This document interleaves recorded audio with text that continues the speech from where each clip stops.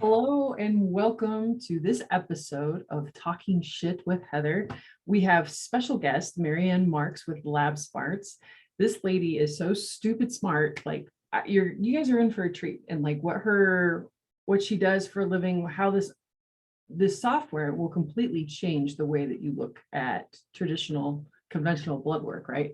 A lot of us in the functional space haven't really do a whole lot with blood work because their normal ranges, right, is what keeps everybody sick and not getting better. So how many of you have a story, right? Raise your hand that I went to my doctor, they ran my lab work, and they told me it looked, it was in normal range, right? But you still feel like crap. Like that, this is the type of stuff this is why I have MaryAnn talking today.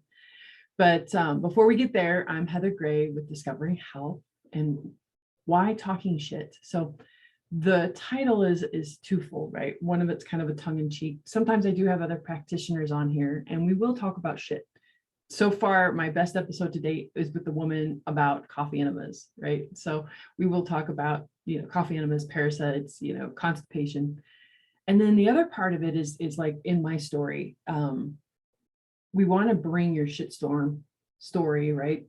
That into the light, because when things get out of the darkness, we bring them into the light, we bring them into awareness, right? Then people can actually heal and change and see themselves in somebody else's story. So that's part of the other reason why the title and why I do what I do. So I help professional women with Lyme disease, get over being told that who are over being told that all their health symptoms are in their head.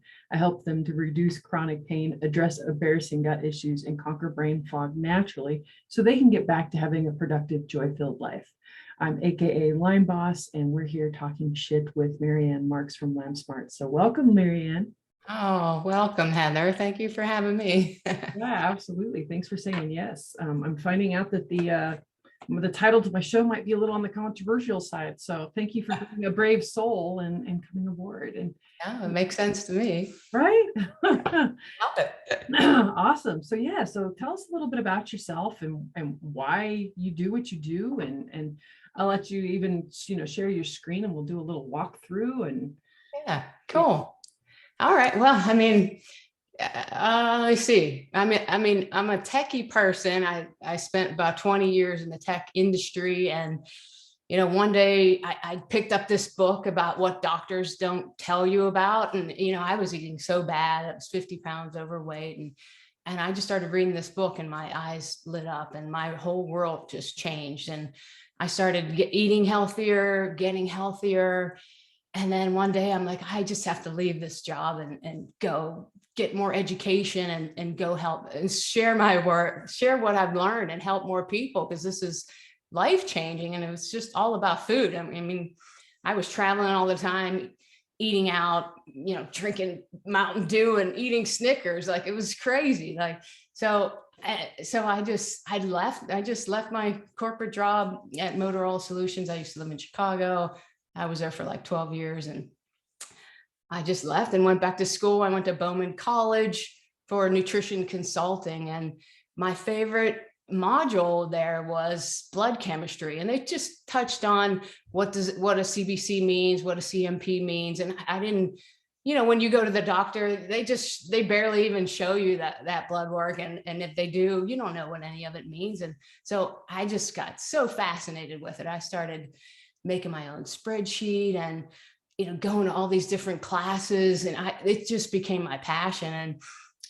And I figured, then I started doing blood work for my clients, and, I just realized that was like my favorite part of working with clients, was just kind of not diagnosing, because we're not allowed to diagnose, but getting into the tests and all the different functional tests. And blood was is the first one, and the one you really should start with, because most people usually have some blood work that they want to bring to you. And then I just started looking at blood work for my other colleagues, where I've just became like the expert in it. And then I just decided, like, I think that I want to stop seeing clients, and I just want to turn this into software so I can make it easier for other practitioners to look at blood work.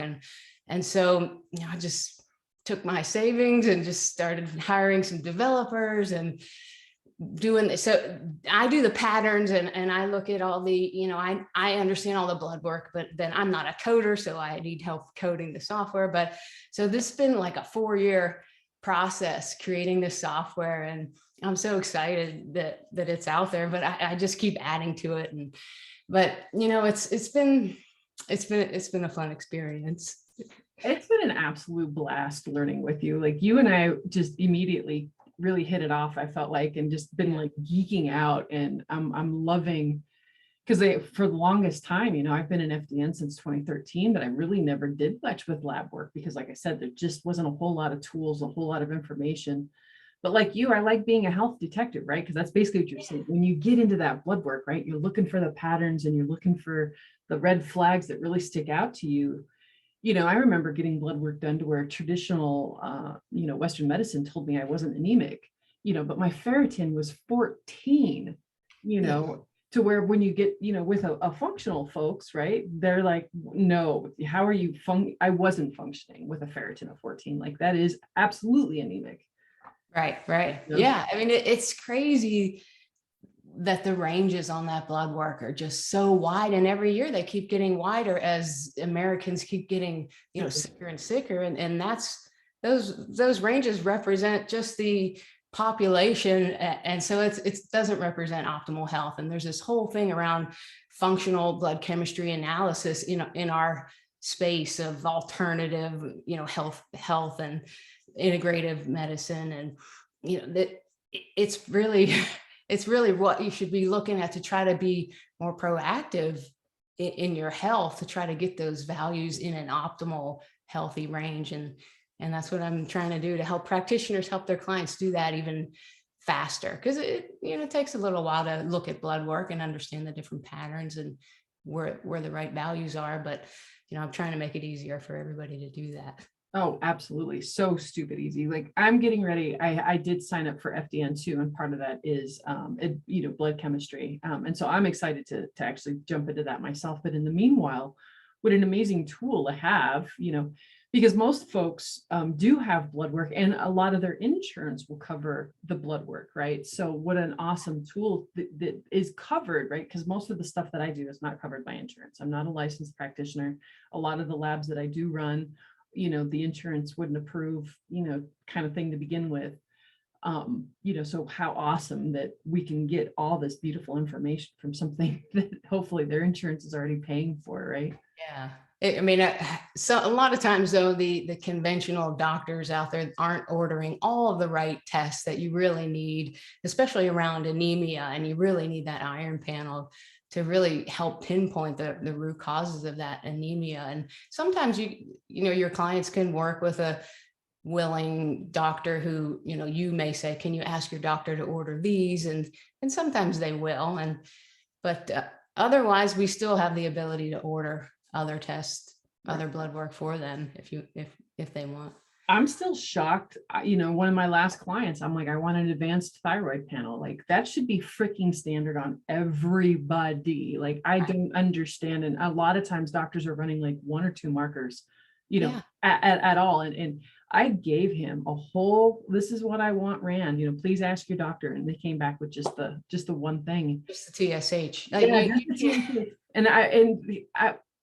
They blah blah blah. They like argued with him. I'm like, he's the patient. He's the one paying for this stuff. Like, why is the doctor arguing with him on what labs to run? Like, it blows my brain. They cost like $5 like each. I mean, it's not even expensive at all. And there's codes that they could use to get these tests covered under insurance. It's just the extra effort that the conventional doctors, most of them, don't want to go through, and so they're left coming to us, and we can order some of those tests that they can't get. Right. Yeah. Heartbreaking. So you do have a shit story. Like, that's just credible. I actually didn't know about your background of leaving corporate America, right? Losing 50 pounds.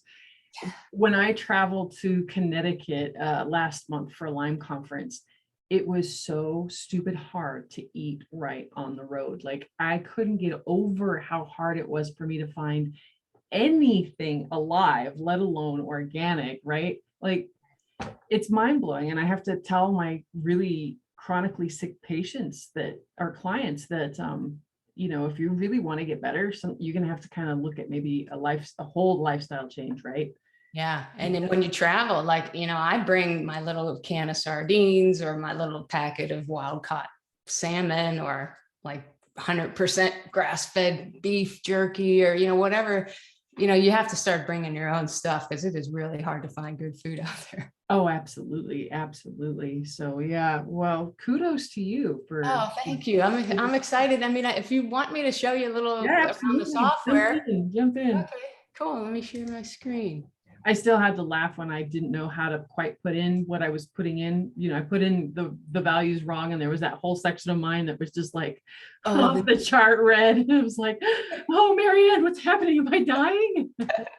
She's like, no, yeah, I put the labs in wrong. I'm like, okay. I'll show you a little how we can, you know, make sure we put those in right. But so I try to make it easy though, like not too many things to do. You just add your client, add your test, and then analyze the results. And the unique thing about the software is I really am trying to make this as accurate as I can. So I adjust reference ranges based on bio-individual traits of the user. So if, for example, here, let's say you're adding a client, first name, last name, let's say it's a female, and let's say she's pregnant in the second trimester.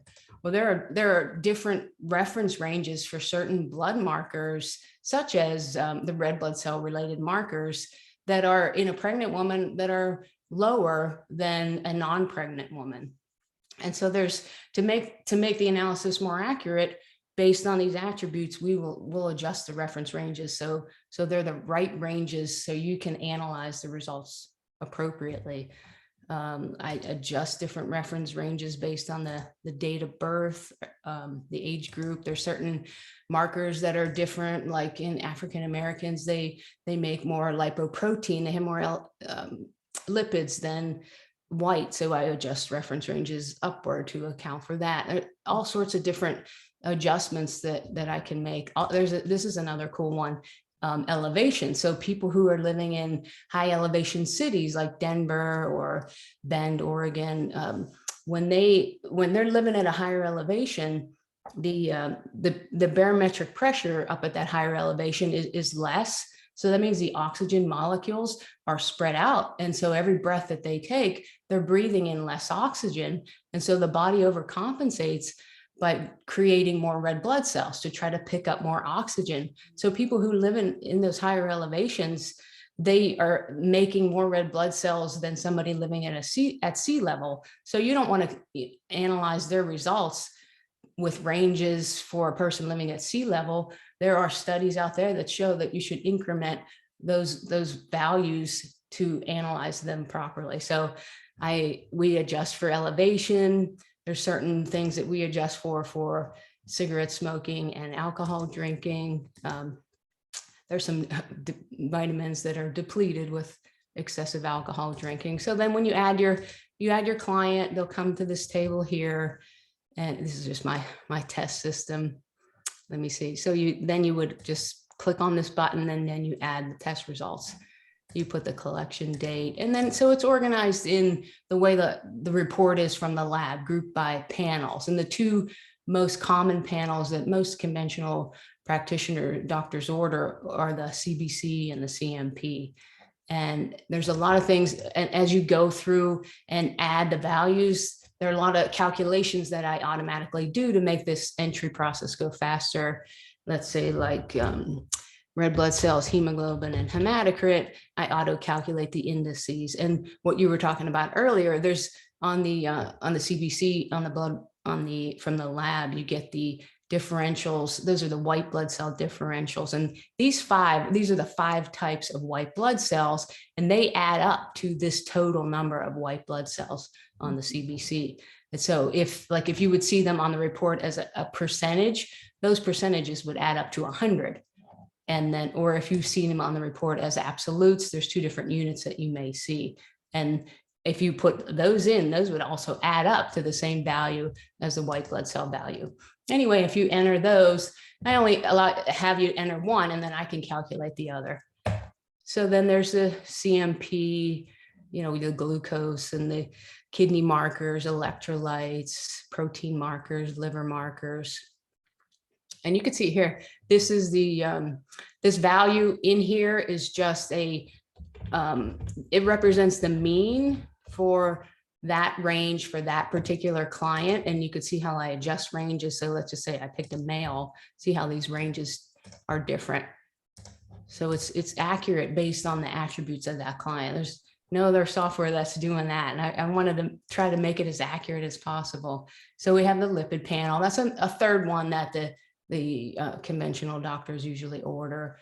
And then we have the iron panel, and this is so important, and I'll show you why. And this almost should be part of the CBC. I mean, and it only costs, maybe each one of these might be $5 or something, or even less. Like, that's where I got so I screenshot and I took a snip of the thyroid panel from this. And so this was exactly what I used. And then I sent it to that client and I was like, ask your doctor for these. And all I got back was the TSH. Well, they did the TSH, and then I think they gave him the, T4 total. Yeah. So, I mean, that only tells you, what the amount of thyroid hormone that the thyroid is producing, but you don't know, if you don't look at the free versions of T4 and T3, you don't know what the liver is doing. And you can make all the T4 that you need to make, but if you're not converting it to free, then, how do you know if that's correct? And one of the things we see all the time are antibodies to the thyroid binding globulin or the thyroglobulin, the two important proteins within the thyroid, and they get missed all the time. And all the time. I'm like, has the doctor ever used the word Hashimoto's with you? And they're like, no, why? And I'm like, oh God. Yeah, it's so important. It's frustrating, but I mean, we're doing what we can. And so we have all these other additional markers that are pretty important, like C-peptide is a better marker of insulin production than insulin itself. Although I have insulin in here, this is the one you want to order if you think they have an issue with insulin production. D-dimer is a new one I just added. Based on it, there's been a lot of microvascular coagulation going on from this thing that everybody's been getting, and so this is something that you would order to see if they have that sort of thing.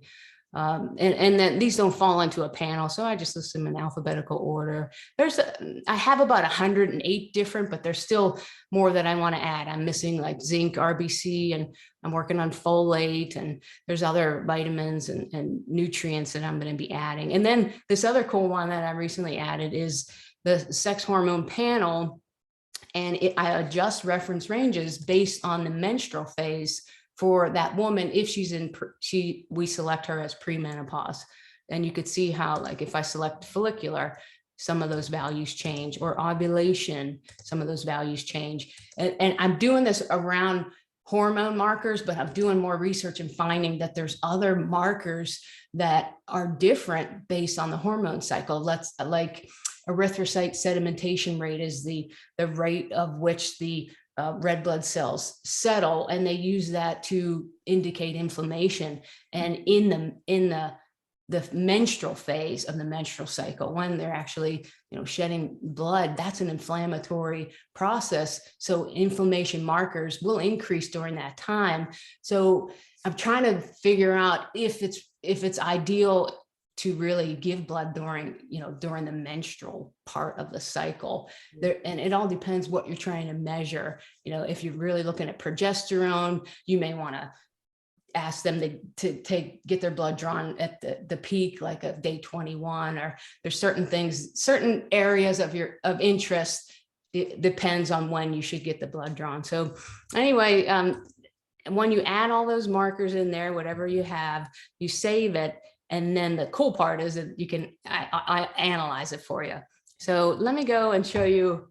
I'll show you a better one up here. So let me see. So you add client, add test. And sorry, go ahead. Did you? I said, this is the cool part. Yeah, this is cool. So then let me select Wilma Flintstone, and I'll show you what the analysis stuff here. So all the Flintstone references, you're dating yourself and myself. It's like, I wonder, kids these days, do they even know who the Flintstones are? I don't think so.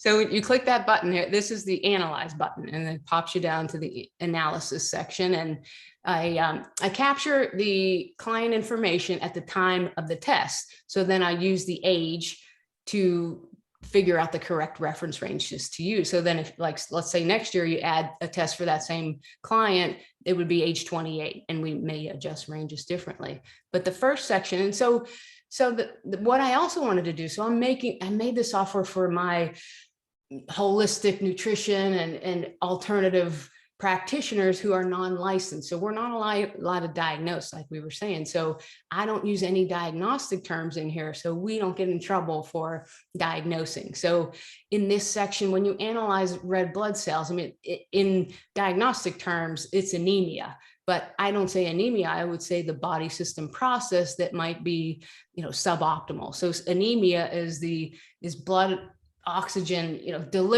oxygen being delivered by the red blood cells to all cells of the body. And if that process isn't working, or if it's working suboptimally, that's what they call anemia, but we just call it suboptimal blood oxygen delivery. So we know so we could tell you, the likelihood that your client may have that anemia, what type of anemia it is. In this case, it's a microcytic hypochromic. So that's a smaller size red blood cell with less than normal amount of iron inside of that red blood cell. And if based on the RDW, that's a variation in size of all the red blood cells. And if they vary a lot in size, there could be an indication that most likely it's a nutrient insufficiency, needed to make that red blood cell its proper size. Not always the case, but then, so the cool part is though the possible root causes and all the patterns I have around that. And so this example shows that I don't have the values for the iron panel. So there's multiple possible root causes for a microcytic hypochromic anemia. And it's not just iron insufficiency. And we see this a lot in conventional practices where they don't order the iron panel. They look and they say, oh, you have a microcytic hypochromic anemia. Your hemoglobin is way low. You need to take iron.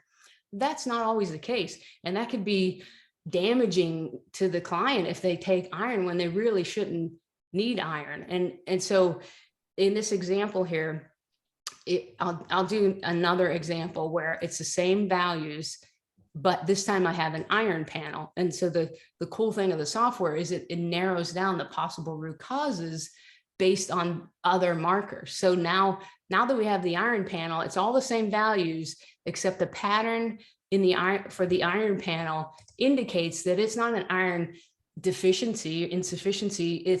There's enough iron floating around in the serum. There's enough iron saturating the transferrin, which is a protein that iron rides along and through the bloodstream. So there's definitely enough iron in there, but it's not being utilized properly. It's not being able to, the iron is not being able to be converted into heme to make hemoglobin, which is the reason the hemoglobin is low. And so that pattern there indicates, and again, this is a sideroblastic anemia. It's a type of anemia, but like I say, I don't say diagnostic terms, so I'm calling it heme synthesis dysfunction. Some dysfunction in the process of making heme we've identified, and I've taken it even a step further, because you need zinc and B6 to properly turn iron into heme to make hemoglobin.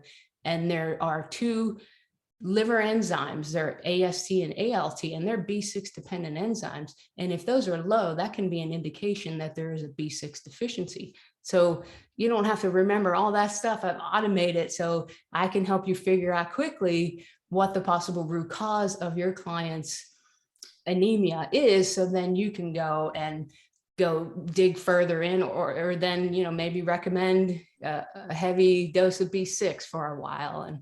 And so there's all sorts of in-depth analysis around anemia that I have. Let me show you. I'll go down. So outside of that, we have all these other sections. So we have an iron analysis section, immune analysis section. So I'm working on, in this section, it's, I tell you if there's some abnormality in the immune system, but I'm working on right now is just like above, the possible root causes, where I can, based on those 5 white blood cell differentials, neutrophils, lymphocytes, monocytes, eosinophils and basophils, you can tell what issue it may be. And in this case here, neutrophils are indication of a bacterial infection. Lymphocytes are more of an indication of a viral infection. It's a general, indication. So based on this, I may tell you this is a possible acute bacterial infection. And so you don't have to remember all these different patterns. I'm putting those in there. No, that is just so cool. I just love how, because this also helps the client become their own health advocate, right? Because the more information that they're armed with, right? The better B vitamins, holy cow, like what a simple little tweak that is, right? Right. Mm-hmm. It's stuff that we should have been taught like in school when we were younger. We should know the basics about our blood, but it's all a mystery, and and doctors don't ever want to explain that to us. And I don't know, when I figured out that I can learn all this, it just got me so excited. So the goal is to get all this in-depth analysis into each section, so I can tell you if there's in coagulation, if there's a risk for excessive clotting or excessive bleeding, or in glucose, of course, if there's insulin resistance, or I would call it that, insulin resistance. I never say diabetes in here, but kidney markers and nutrients, and we can identify with blood. There's so many things that we can identify just with some blood work that could help us practitioners point us in the right direction on which way to go. There's different electrolyte markers, protein markers. Yeah, like even in the vitamin D, I love that you've got, the optimal, around 65, because I think optimal and conventional is like 30. And from what I'm researching in folks, my chronically sick folks, that have got a vitamin D level of 30, they're not functioning really well. And once I get that vitamin D up a little higher, it's amazing how many systems come back online with the proper amount of vitamin D. Like vitamin D the research around vitamin D and having that optimal.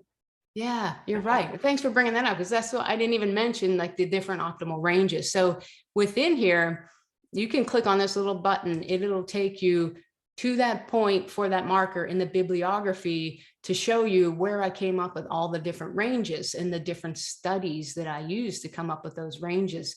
So I'm not making these up. There's studies out there that support these optimal ranges. Like you were saying, 30, this is the lab range, 30 to 100. You don't want them to be down at 30. You want them to be here, even more up at the higher range. But there's all these different optimal reference ranges, and a lot of the optimal ranges that I have are based on insurance studies. These insurance carriers, they do these studies, and like, for example, like GGT is a marker that insurance carriers use to justify if somebody's going to get insurance or not. So if they're doing these in-depth studies, then those are the optimal ranges that we would want, not these really wide ranges on the lab. So like these areas in yellow, those are like the fringes of the lab ranges that you really don't want your clients to be in, because that they're not performing at optimal health.